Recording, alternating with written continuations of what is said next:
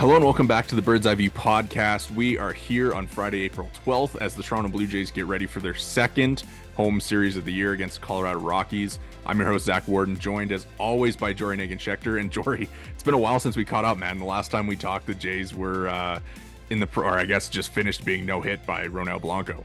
Yes, cooler heads have indeed prevailed. It's been a couple of days since that little meltdown. The Blue Jays have had their offense look a little better. They've also had their offense look just as bad. They've also had their pitching do very nicely against the Mariners when it maybe wasn't quite so nice against the New York Yankees. We'll get into all of that and, of course, the upcoming series against the Colorado Rockies that lays ahead. Yeah, I think so. Obviously, last time we potted, the no-hitter had just been finished, and I would say there's maybe emotions running high, to put it lightly. But how are you feeling about things now that we're a couple series removed from that? They played okay against the Yankees. Like they put up some runs in the end despite losing the series, and then in Seattle, it feels better because you come away with the wins. But even then, they only do put up like five runs in the first two games, and then one in the last game of the series. Yeah, it still feels like a bit of a feeling out process with this baseball team. The Yankee series, ancient history these days, but certainly not what you wanted. Although, as we've clearly seen, the Yankees looking like something of a juggernaut in the early going. And then the series with the Mariners looked really good to start. The pitching was exceptional the whole way through. And they have needed this very badly from a pitching staff that has been up and down outside of basically Barrios, who, by the way, this guy looks unbelievable right now. Insanely excited for what his season clearly has in store. And then, of course, Cal Raleigh, who else? Eating the Jays alive in that extra inning finale in game 3. I think, again, it's just more of the same. Of it's early and you're seeing some stuff that you like, the pitching, this big turnaround from basically the entire staff this last series. That's huge. A couple guys are hitting, a couple guys aren't hitting. It's a mixed bag, but that's kind of what we expected. Now, they're not winning enough ball games. That much is obvious. They're sitting below 500, but still early.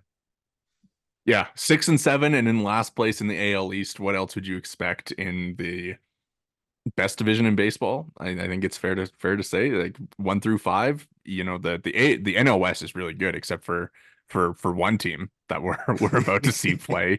Yeah, I think it's early. Like, of course, you're not going to really draw a ton of conclusions from like 13 games to begin the year, where they've been on the road for most of them against some really good teams, and your home opener and everything like that, where the Mariners haven't been very good either to start the year. But I do want to get your take on the renovations. I know we kind of make fun of the renovations a lit'll bit, but what do you think, kind of watching the games this week? Well, I can't give you a full review because I have yet to experience the glory that is the cup holders, but but I will say, on TV they look it looks interesting. Really what you're seeing is the backdrop, right? Because realistically, the dimensions, it's hard to get a real feel for how that's going to affect the team on a game to game basis. There might be a couple of instances where, you're like, oh, maybe that would have been an out in the old dimensions.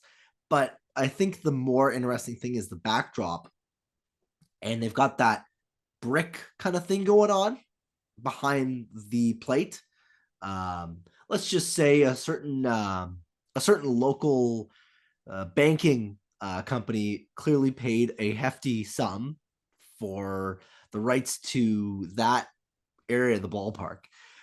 But I think it looks like a ballpark. It kind of reminds me of Citi Field a little bit, the brick. And I think it looks pretty good. I do wish there was a little bit more color. I think they've, on the outfield, this has been the last couple of years, it's all dark blue, and behind the dish, it's all gray. I could complain, but it's cool. It's cool to see the ballpark look like a ballpark.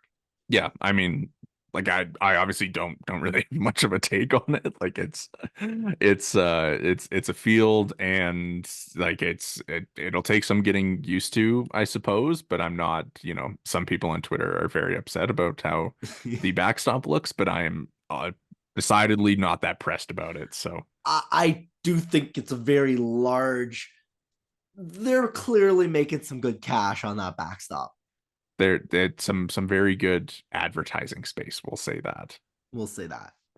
I mean, let's talk about the starting pitching because, like you mentioned, Jose Barrios has been outstanding to begin the year, and the other four in the rotation have been not quite that. Kikuchi's been really good.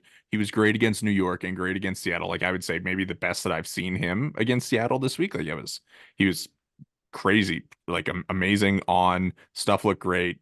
Command looked much better.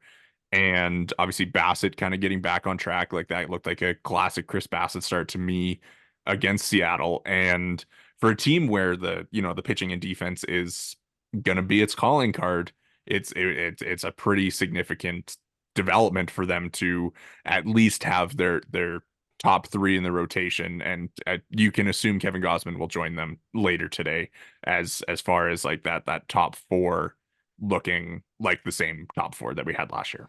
Well, it's a big change from the first time around the rotation.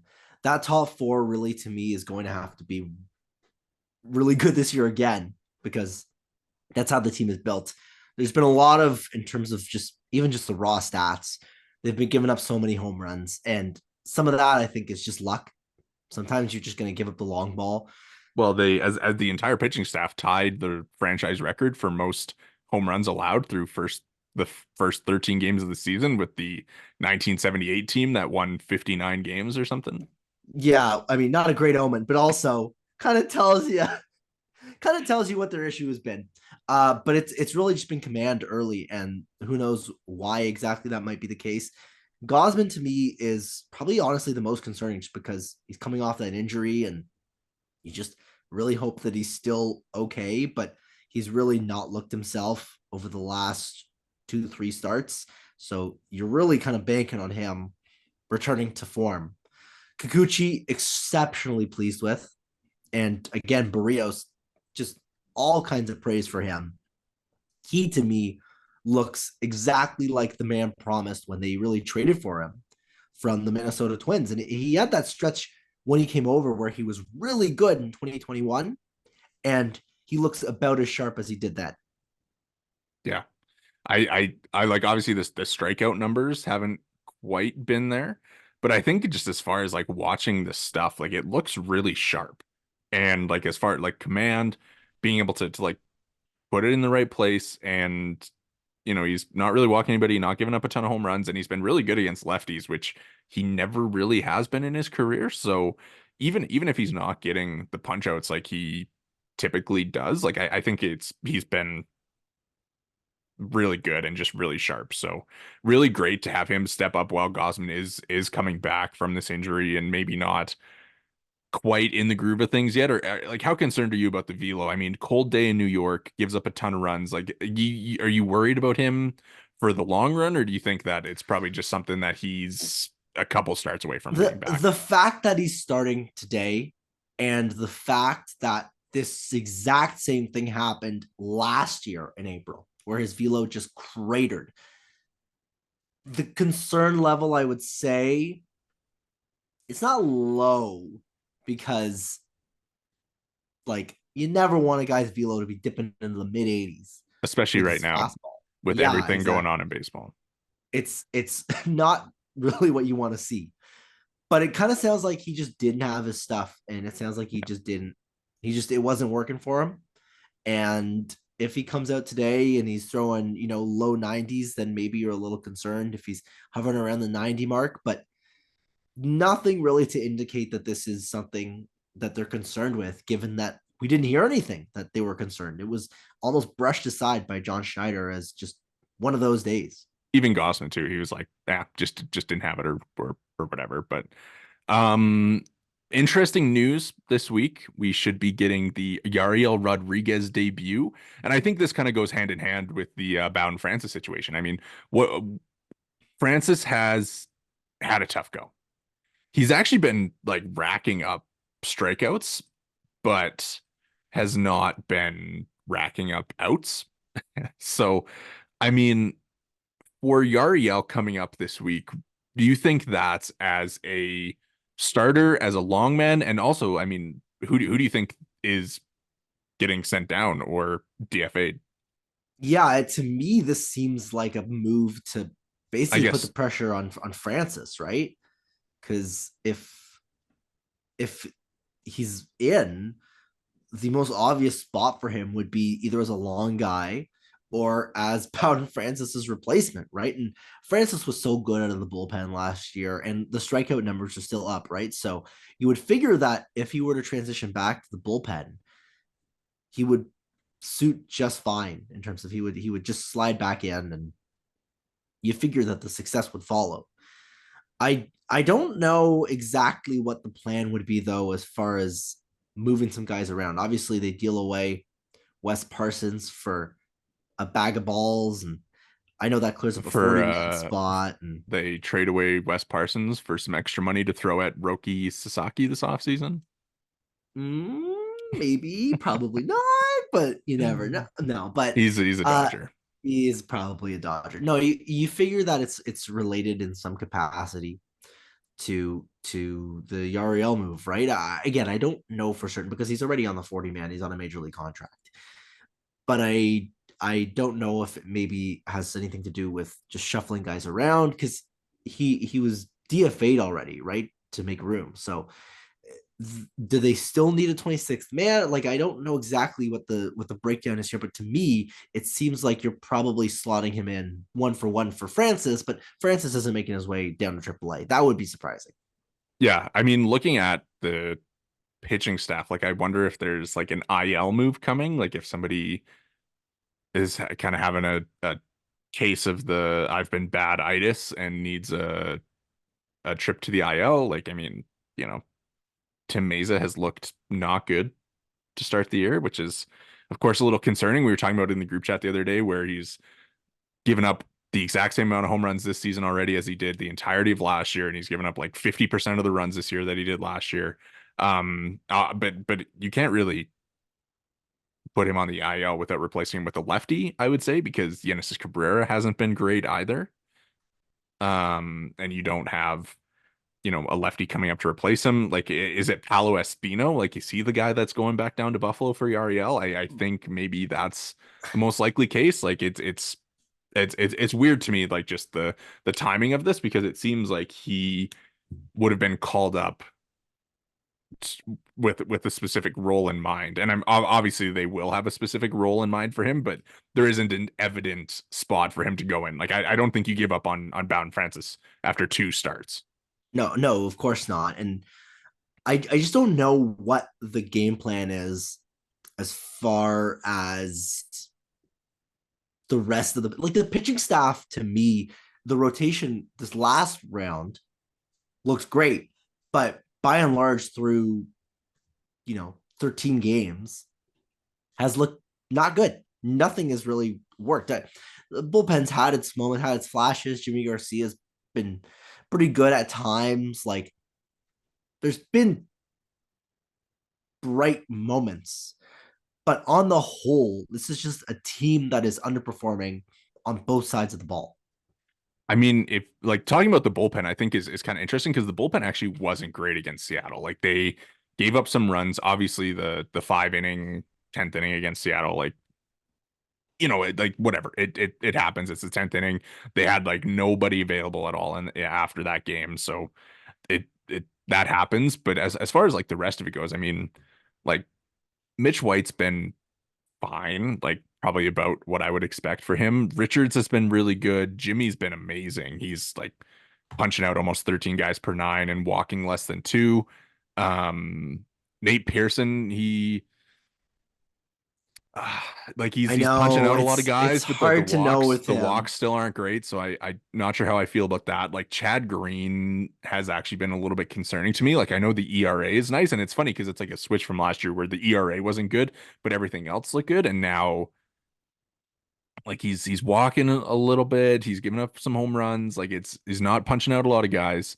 So like it's been 5 innings. So like whatever. But like it hasn't inspired a ton of confidence. And of But course, that's like also probably close to 10%, maybe slightly less of his appearances of his this year, season. right? Yeah. Like, he's probably going to come in around 60 odd innings. That's a decent chunk of his season that he's kind of not been a key cog when he was expected to be a key cog. Yeah, so maybe it's just a case of like they're bringing in Yariel because they want some stability in the bullpen. Like they just want a little bit more guy, like a guy who can provide some innings. Like he isn't even built up to be a starter right now. He came out of his last start after 2 1/3, and he threw 47 pitches, I think.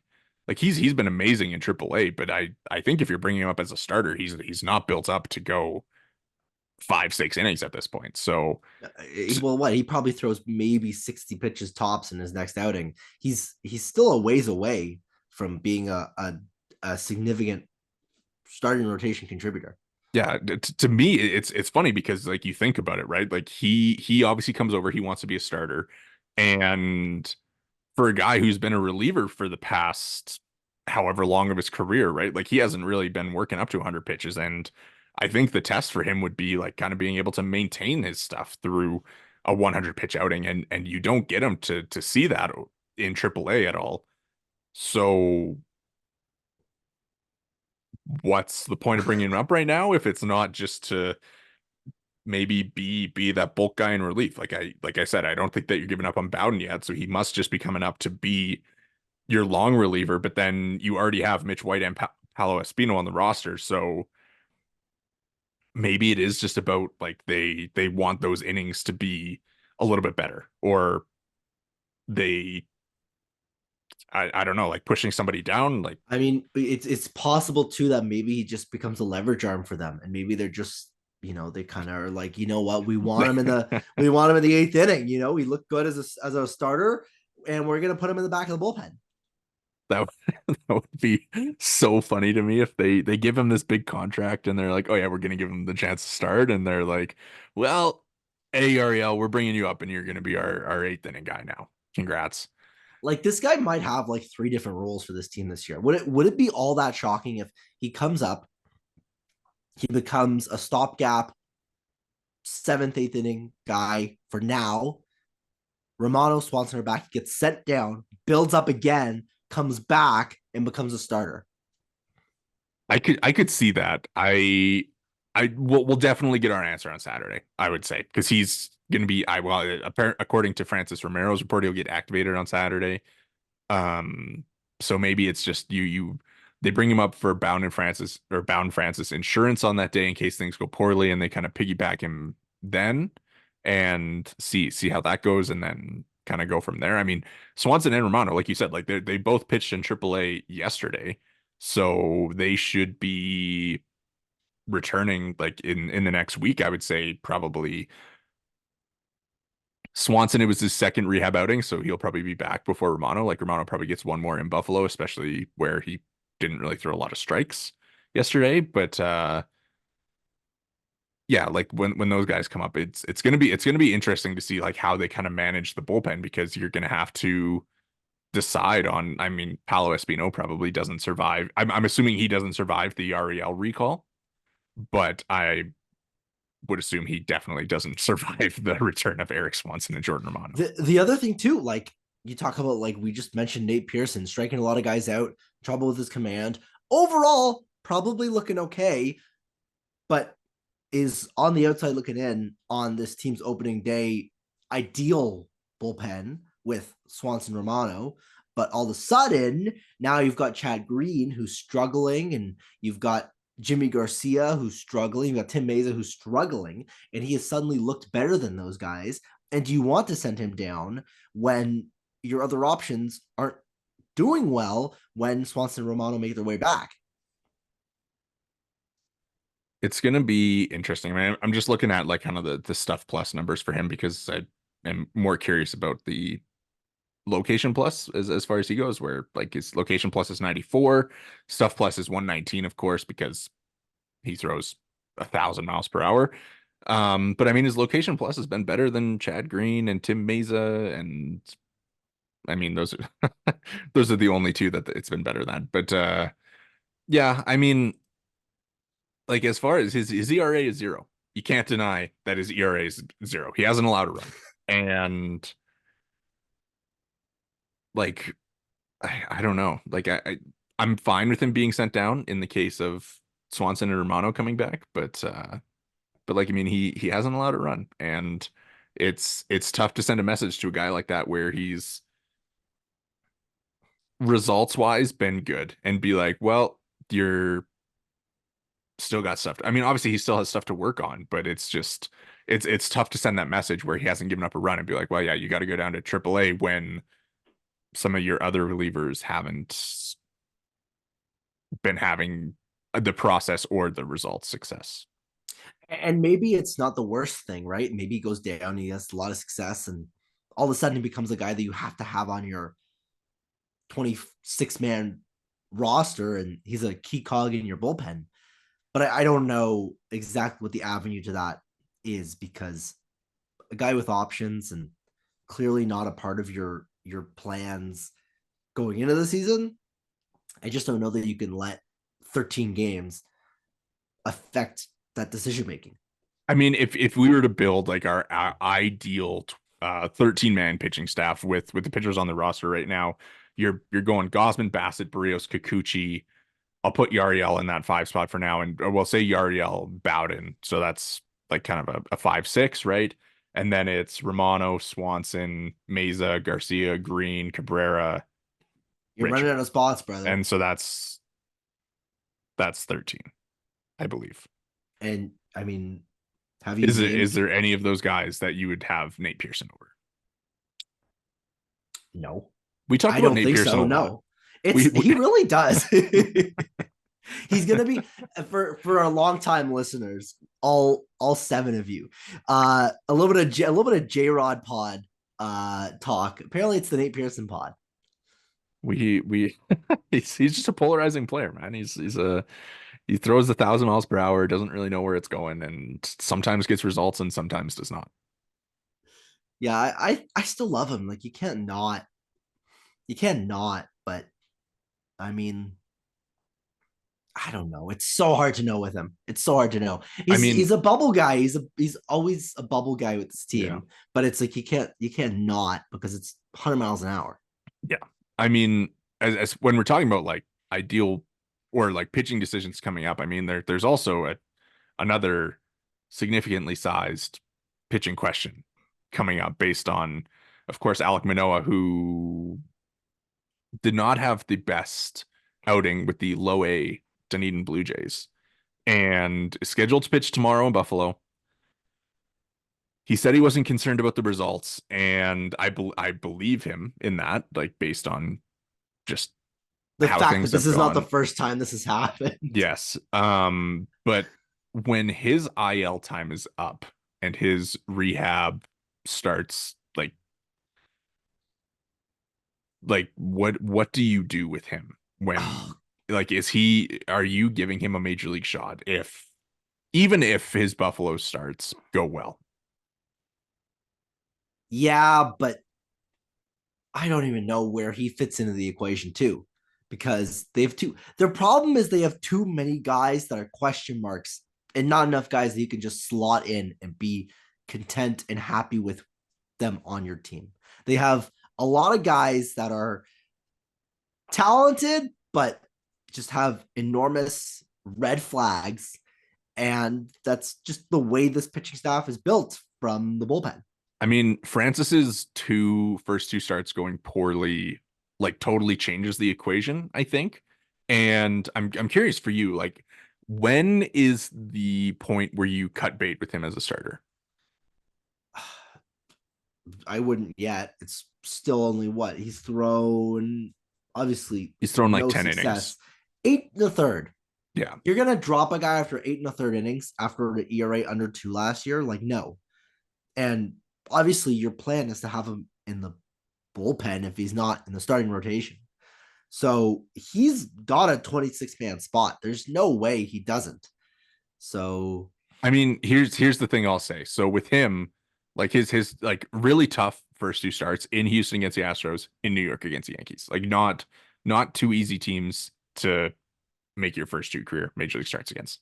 This weekend he gets the Rockies. So to me, that's like a let's get you a quality start under your belt. Shut down this lineup of not great hitters. I mean, like like some of them Ryan have been McMahon and fun. his I mean, band are Ryan very McMahon and bad. Charlie It's Blackmon have like been that's have been kind of really it. good. Yeah. Like get a good start on your belt because the rest of the schedule is tough. Like for the rest of April, I mean, they go from the Rockies to the Yankees to the Padres to the AL Central leading Kansas City Royals to the Dodgers, back to the Royals again. And I mean, if we just go 5 by 5, so if we assume that his start against the Rockies will be decent enough to keep him a spot in the rotation, he pitches first game in San Diego against the Padres, which I mean, actually, that's not a bad landing spot because the Padre, like playing at Petco, or is it still called Petco? I think so. Pitching at Petco is actually not that bad for pitchers. And then you get a start and you get two straight against the Royals. So I mean, if you go Rockies in Padre or in San Diego, in Kansas City, home against Kansas City, like those aren't the worst offenses to start against. So I feel like the next I would give him those four starts to show you what he can do. And if things don't go poorly in there, like maybe there's a little bit of room for fluctuation. I mean, think of it this way too. Obviously, Alek Manoah got a longer leash last year than Bowden Francis will get because their prior seasons are different in every way, shape, and form. One guy was a Cy Young finalist. One guy was a bullpen arm. They gave Alek Manoah, I think, almost a dozen starts before they finally pulled the plug.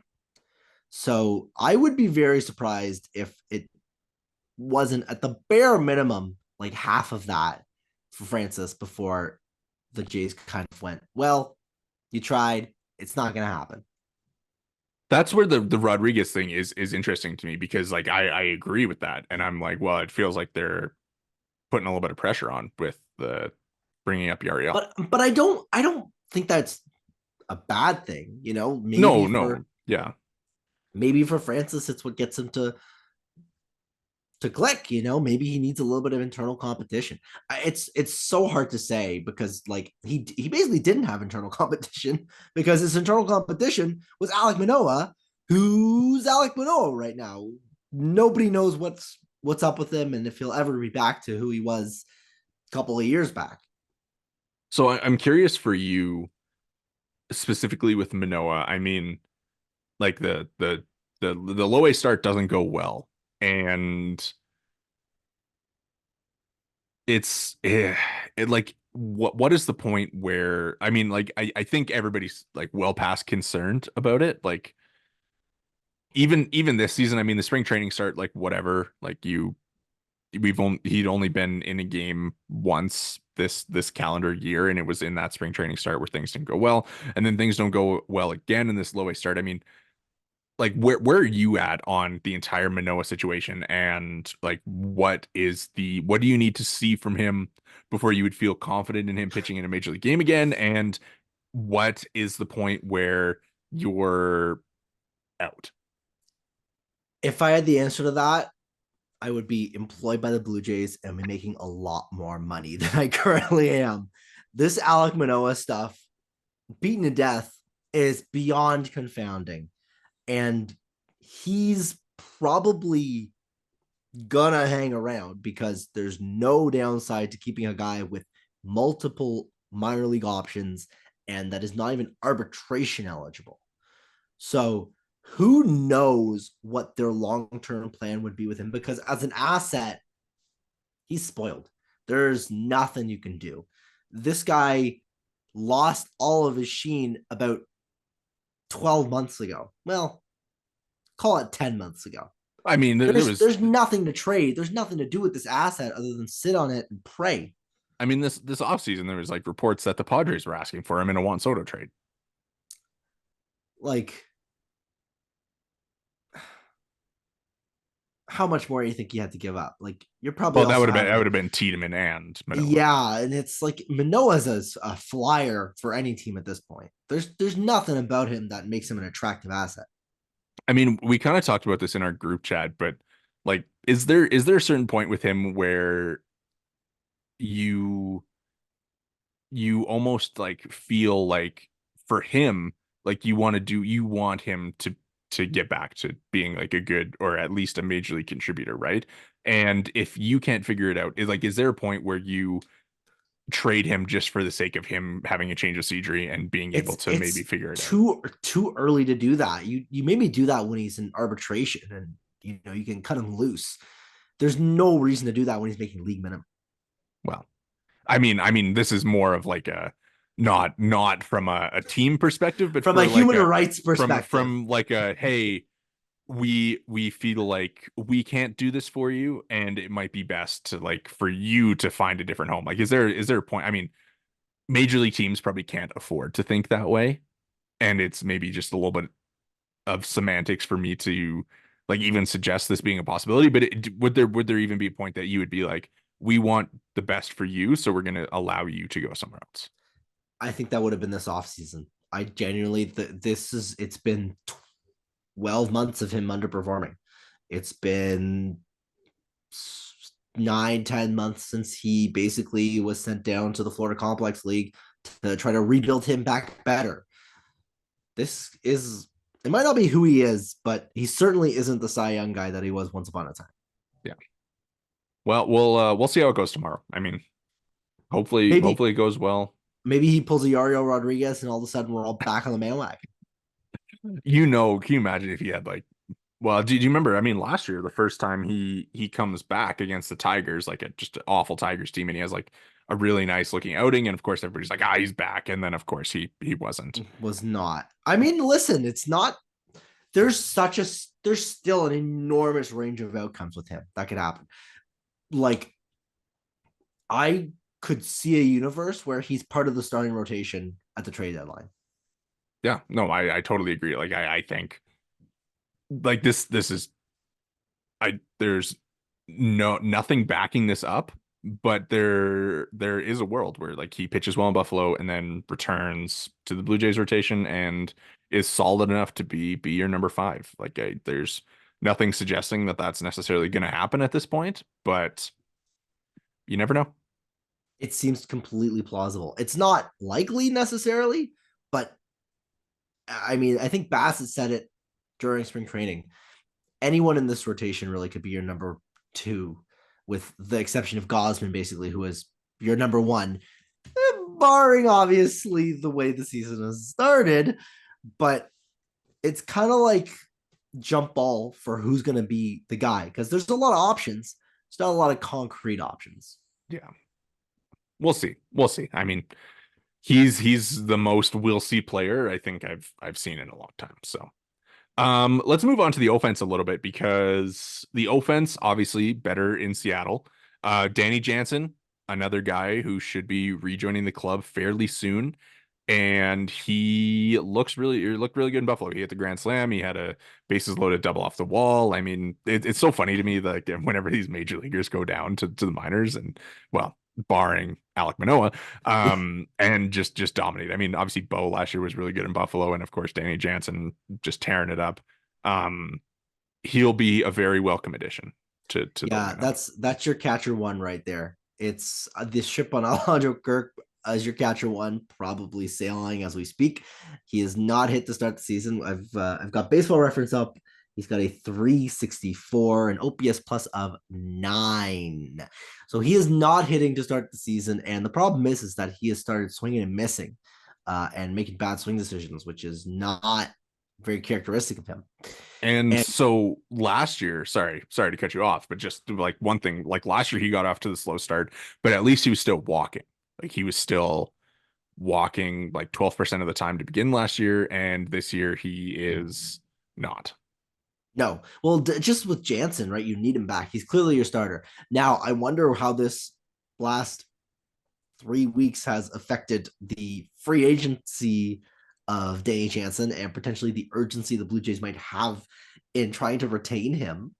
I guess we'll see about that, but he will be a very welcome addition. I don't think there's any question about that.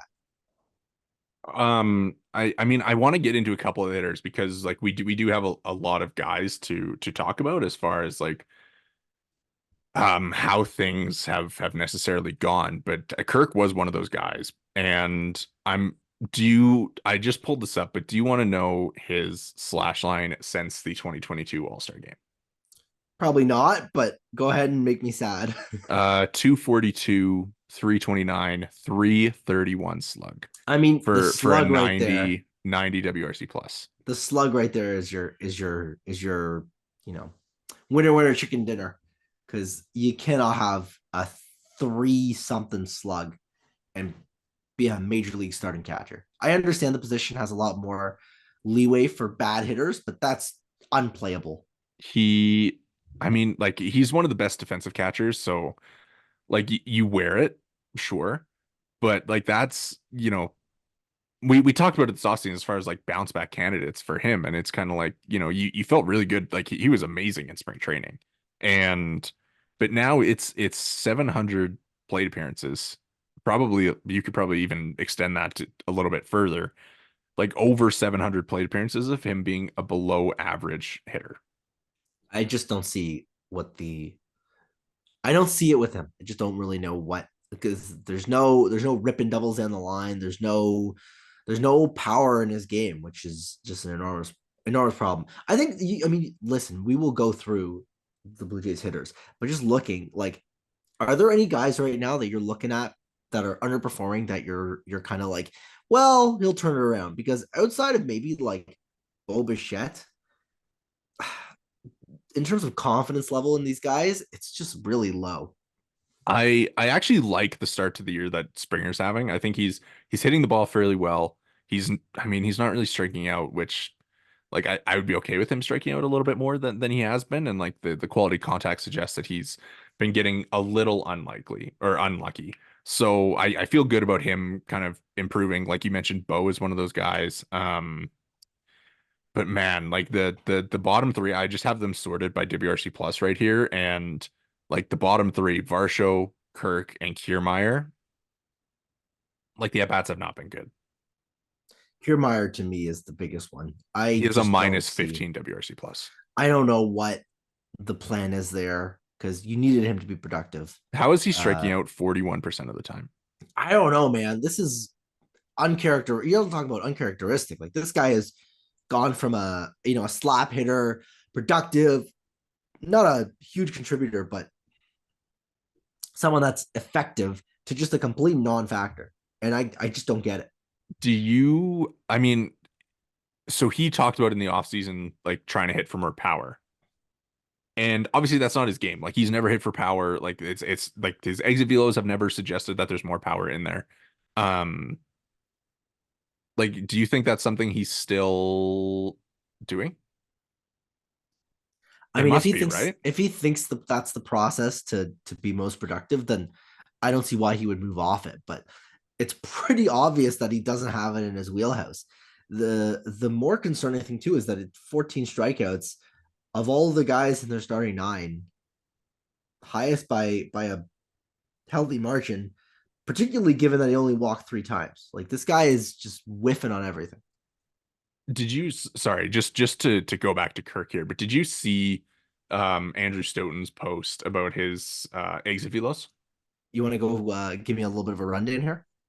Yeah, so basically Kirk, I was just looking for this as you were talking and just found it, but so like in when he debuted, his average exit velo was 95, and then it went to 92.3 in 2021, 90.5 in 2022, and then 87.6 in 2023.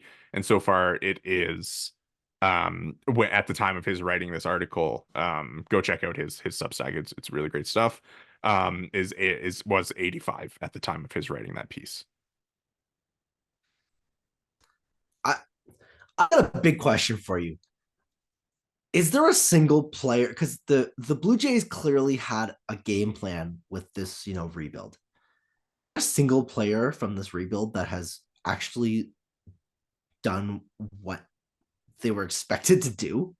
Like, I mean, I'll say Bo. Like, I think Bo is like fairly been a consistent like A plus hitter, and like again, we're talking about a 13 game sample size to begin the year, so I'm not really concerned about this year. But I mean, it Vladdy, I don't know what to think about Vladdy, man. Like I just there's so much talent in there, and I think the swings look good right now. He's still walking a decent amount.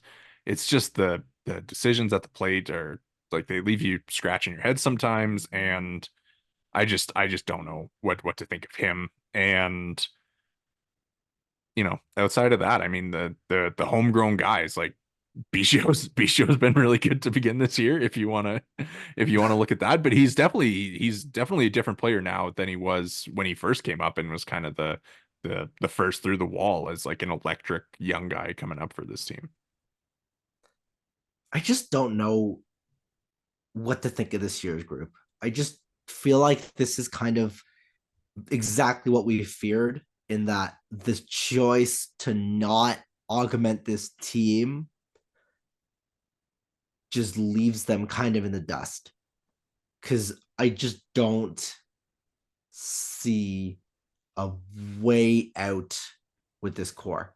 Let me I let me think, let me ease your conscience a little bit because Bo will be better. There's no question about that. Springer, I think will be better. I think that there's just been a little bit unluckiness in there, and maybe him like changing his approach a little bit. Like I posted the other day, like his chase rate is like top like 98th percentile, which he's never been before. So I think that's really interesting if that's just like a 13 game thing or if that'll end up being a season long change for him. Something to keep an eye on. And then, I mean, like the three that I'm concerned about are Varsho, Kirk, and Kiermaier. Outside of that, like I feel pretty good about the rest of the lineup. But like, I mean, that's six, right? Like you go into a game and for a lot of it, like Kirk and Varsho have been hitting like fourth, fifth, sixth all year. So yeah, like Kirk was hitting like fourth a couple of games ago. yeah, You're lacking any kind of punch in the middle of your lineup. Like the fact that Justin Turner has been the most productive guy on your team, I think is just concerning. he's been really good. He's been amazing. He's been spectacular. He's got a 196 WRC plus. Like even in the Mariners series, he was awesome. Like he smacked a couple doubles. He hit almost 500 in the series. He's not been striking out, been walking a lot, been making really good contact. Um, But there's no future here. He's well, 39. Like I it's mean, gonna be a good year to get a nice return from him at the deadline at this rate. I mean, you know who else was smacking some balls and getting on base and doing a really good job at the plate? Brandon Belt. So like that your Brandon Belt replacement is being better than Brandon Belt so far, but it's not enough to lift the rest of the roster. It's just a confounding team. It forever at this rate will be a confounding team. We'll see. I mean, IKF, hey, he's got a For War IKF, that's the he's one bright spot. he's got a 131 WRC plus to begin the year. A couple extra base hits. He's hitting over 300. Um, yeah, I don't think that there's much more that you're going to get out of him there. I mean, the WOBA minus X WOBA stuff is suggesting that there's some regression coming. It's shocking, I know, Stunning, really. but no, like I like credit to him. Like he's looked really good and he's kind of done his job of like hitting singles and getting on base a little bit. So no complaints there. But as far as like you said it right, like where like you are concerned about the entirety of the lineup and your bounce back guys don't look like they're really bouncing back so far. I guess we'll see what exactly this team has in store. It's still only the second week of April, Yes. but goodness Yes. gracious, it would have been nice to see something positive. I mean, I like did you had to feel better though about the team after the Mariners series, right? I Like, just think that last game really sucks the air out of the sails, because the problem is that the offense doesn't produce and the bullpen implodes. And that's the two areas that in the early going you've kind of been the most hyper aware of, I'd I say. mean, I like, don't know. It's so but it's but just but with the Ernie Clement, right? Like Ernie Clement, bottom of the ninth, like hits a ball to right field that Jorge Polanco has to make a really good play on. If that ball drops, they sweep the series, and you know they win that game two they one. win, but then And but then but that doesn't happen, and then the bullpen implodes. You know, you what happened is what happened. I think that well, the bullpen, and we talked about it at length, the bullpen's really where I think the biggest concern lies as far as the lack of legitimate options. But the hitting too, the fact that they only scored the one run and they didn't really light up the Mariners in any meaningful way. That's a team that has I struggled mean, pitching wise. I mean, Good starters, but they've they struggled. they did a good job against Castillo and Kirby. Like they put up 4 and 5 runs against both of them, and those are like two pretty good guys. I know they haven't been good to start the year, but like I think that I thought they were good against both of them. I just gotta say this. I'm waiting for something to pop, and I just don't know when that's gonna happen. Yeah, like you almost want like a 4 home run game or something, right? Like to feel that way. But like I think as far as like the process goes, I think the Mariners the series is encouraging because you do a really good job against two really good starters. And Logan Gilbert is also a really good starter, and you're one swing away from winning that game regardless and finding a way to get it done. The story of that game would have been Vladdy's home run if Clement's single drops, right? Like Vladdy hits that massive home run, like the fourth longest home run of his career, hardest hit ball of the Blue Jays season.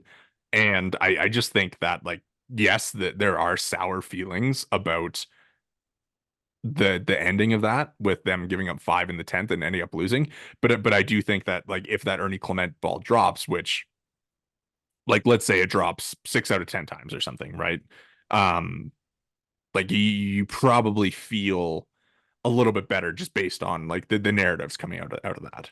Yeah, and I don't necessarily disagree on that front, but it's just the fact that this team is still middling around 500, and you look at around the rest of the American League East, and it's not this kind of atmosphere. You got the Yeah, Orioles I'm bringing out Jackson Holiday, you got the Yankees winning games with Juan Soto. It's a very the SpongeBob, you got Squidward looking through the window type of meme. I'm I'll feeling a lot of I'll that. I'm feeling a I'll lot of that. I think that this series against the Rockies is actually going to be a litmus test for where they're at because they struggle early on and like the Rays are a good team, Astros are a good team, Yankees are a good team, Mariners haven't played like a good team, but I believe will eventually be a good team. And now you get to play a bad team. And if you don't tee off against Ryan Feltner, who credit where credit's due, he's been good to begin the year. He had like 10 Ks against the Rays last week. Dakota Hudson, who can't strike anybody out and has realistically like never been a good pitcher, and Cal Freeland, who Is his own breed of not that good like right now. poor guy having to pitch in Colorado for his entire career, but like he's never really been that good. Like if you can't show some offensive punch, some impact at the plate, some if you can't, I don't want to use the word damage, but if you can't do damage against this Colorado Rockies team, then I will be totally concerned about the offense. Yeah. And I think that, and we can get into the series a little bit, kind of look at what to expect. But I mean, this series, I mean, we're too early to be talking about must win series. I'm not even going to use those words, even though I kind of did. But this is a series that you can build confidence in, that you can really put the bats to the ball and really make the Rockies pay, so to speak.